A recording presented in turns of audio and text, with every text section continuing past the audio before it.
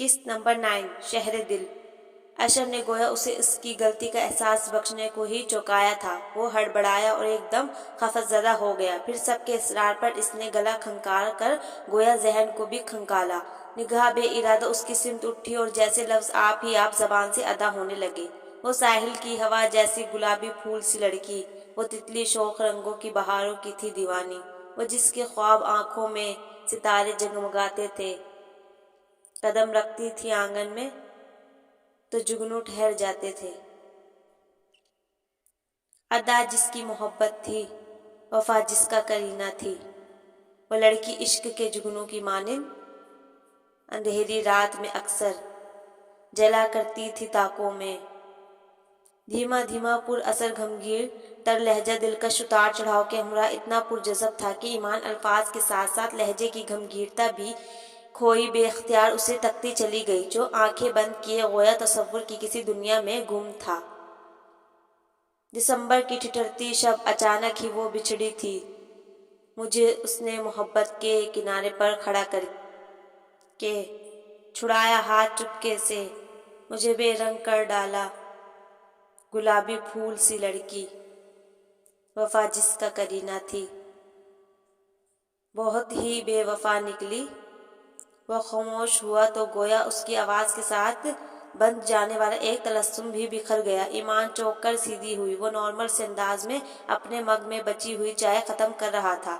ایمان نے خود کو اس کیفیت سے نکالنے کی غرض سے ٹیبل سے آگے کی سمت جھک کر چلغوزوں کی پلیٹ اٹھانا چاہی۔ عین اسی پل ولید نے بھی خالی مگ رکھنے کی کوشش کی تھی۔ بغیر کسی شعوری کوشش کے بے دہانی میں دونوں کے ہاتھ ٹچ ہوئے تھے، جسے اگلے ہی لمحے ایمان نے سرت سے کھینچ لیا، مگر یہ لمحاتی لمس گویا اس کی وجود میں شرارے بھر گیا تھا۔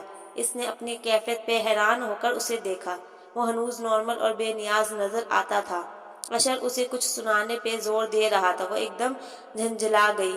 فضا یا عاقب بھائی سے کیوں نہیں کہتے؟ آپ کو بھی تو کچھ نہ کچھ سنانا ہے نا، سنا دیں ابھی؟ اشر کو پتہ نہیں کیوں ضد ہو گئی تھی۔ سنا دوں گی تمہیں کھڑی کھڑی، فی الحال فضا سے سن لو، اس نے بیزاری سے کہتے ہوئے ہاتھ جوڑ دیے تو اشر کا منہ بن گیا۔ ٹھیک ہے نہ سنائیں، مگر اب آپ کی سزا بڑھ گئی ہے۔ صرف شاعری سے کام نہیں بنے گا، آپ کو گانا بھی سنانا ہوگا، اور میں بالکل کوئی دھاندلی برداشت نہیں کروں گا۔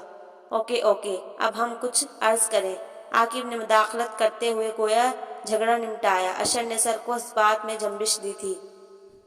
وہ شخص کبھی دشت سے گزرے تو اسے کہنا، ایک پل میرے گھر میں بھی ٹھہرے اسے کہنا۔ ہائے میں تو کچھ اور سمجھا تھا، یہ کسی سمت اشارہ کر رہے ہیں۔ اشر کی اداکاری عروج پہ تھی۔ ولید نے اسے گھورنے پہ اکتفا کیا تھا۔ کہنا کہ سمندر کے کنارے پہ نہ جائے، کچھ لوگ سمندر سے بھی گہرے ہیں اسے کہنا۔ زرخیز زمین کبھی بنجر نہیں ہوتی، دریا بدل لیتے ہیں رستہ اسے کہنا۔ کچھ لوگ سفر کے لیے ہوتے نہیں موزوں، کچھ راستے تنہا نہیں کرتے اسے کہنا۔ اس شہر میں سچ کہہ کے گناہگار نہ ہونا، کہ بستی کے سبھی لوگ ہیں بہرے اسے کہنا۔ یہ آخری شعر عاقب بھائی نے صرف آپ کے لیے کہا ہے ولی بھائی، میں شرط لگا سکتا ہوں۔ تم اتنے انوالو مت ہو چھوٹے۔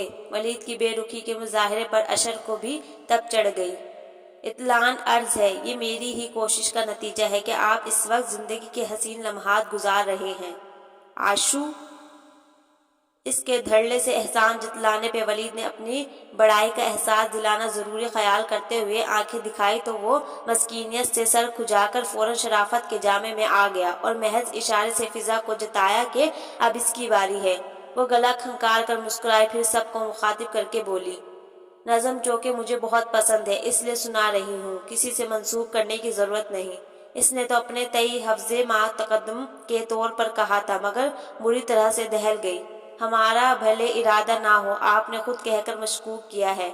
ولید پہلی بار کچھ بولا جب سے ایمان آ کر بیٹھی تھی۔ اس کے شرارتی انداز اور بے تکلفی پہ کسی قدر تیکھی نگاہ سے ولید کو دیکھا، مگر وہ متوجہ نہیں تھا۔ بالکل بالکل، اشر نے بھی بھرپور طریقے سے ولید کی ہاں میں ہاں ملا کر گویا اس شرارت کو تول دیا۔ میں نہیں سنا رہی ہوں، اگر آپ لوگوں نے مجھے اس طرح تنگ کرنا ہے تو۔ یہ دھمکی کارگر ثابت ہوئی اور اشر فوراً خاموش ہو گیا۔ تب فضا نے ابتدا کی، دوست یار ملتے ہیں، ساتھ ساتھ چلتے ہیں، ساتھ ساتھ چلتے ہیں۔ رنجشیں تو ہوتی ہیں، رنجشوں میں کہیں چاہتے تو ہوتی ہیں۔ چاہتوں کی بھی ہر پل ایک عجب کہانی ہے۔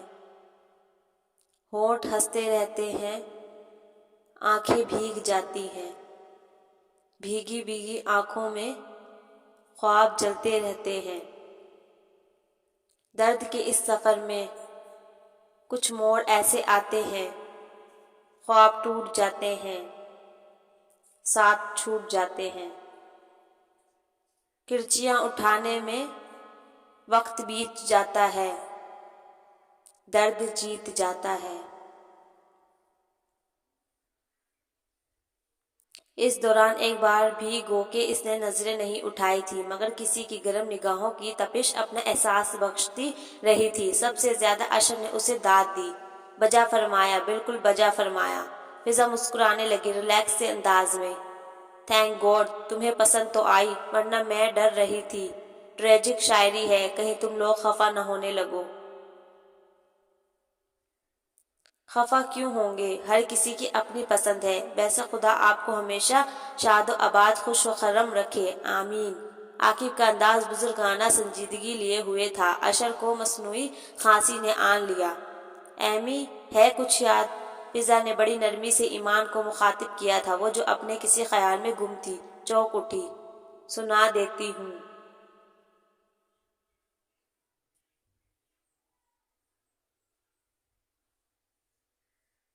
لیکن کھری کھری نہیں، پلیز، آخر میری بھی کوئی عزت ہے۔ اشر نے بے ساختہ دونوں ہاتھ اٹھا دیے۔ جی جی، ورنہ اس سے قبل ہم مشکوک تھے، ابھی ابھی پتہ چلا ہے۔ وہ ہنستے ہوئے اس کی درگت بنانے لگی۔ اس بات کو چھوڑے، اپنی ٹرک پر آئے۔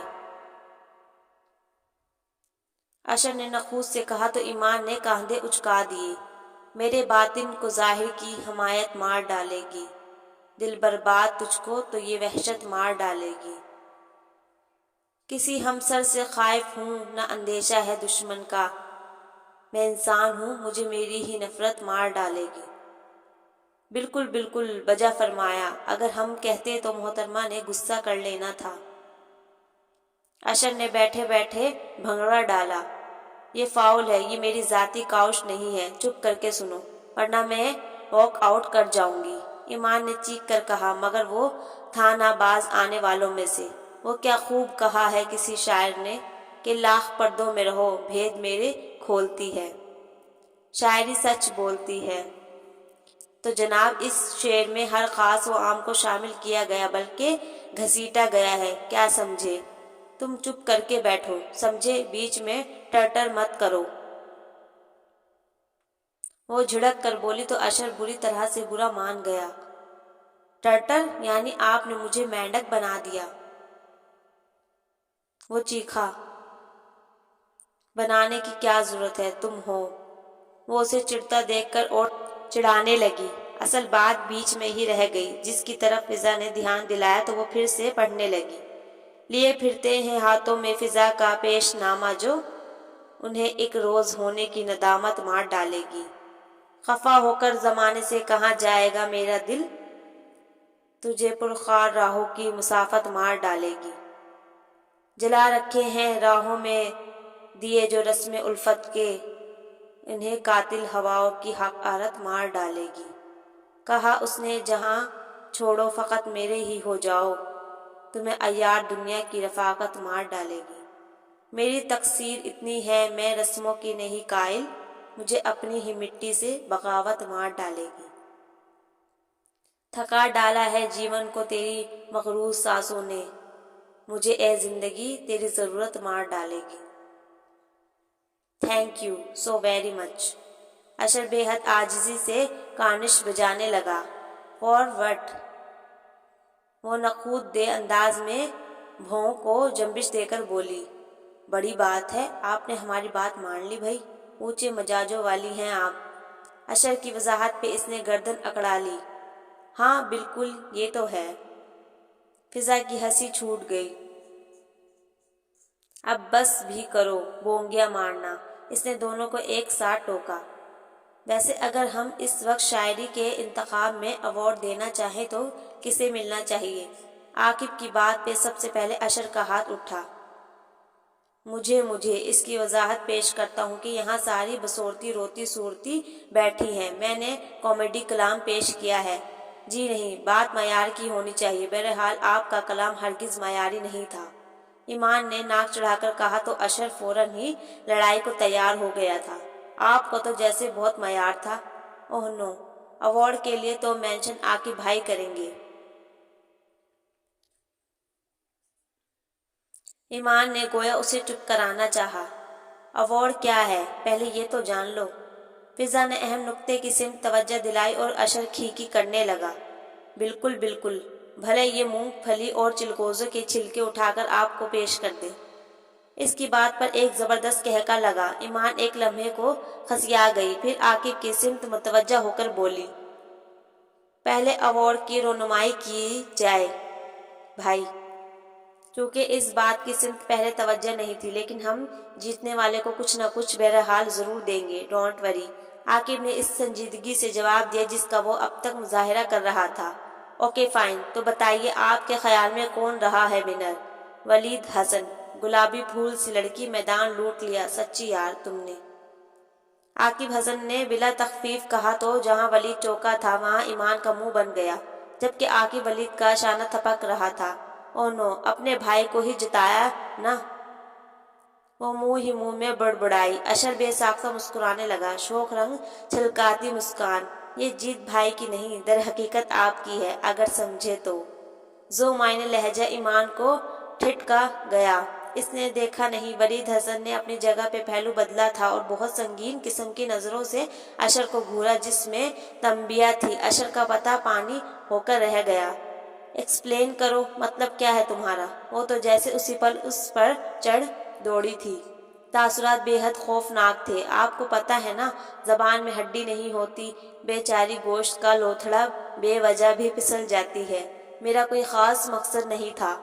اپنی بات مکمل کر کے وہ رکا نہیں، اٹھ کر بھاگ گیا۔ ایمان اپنی شال میں الجھتی ہوئی اس کے پیچھے لپکی۔ عاقب گہرا سانس بھر کے رہ گیا۔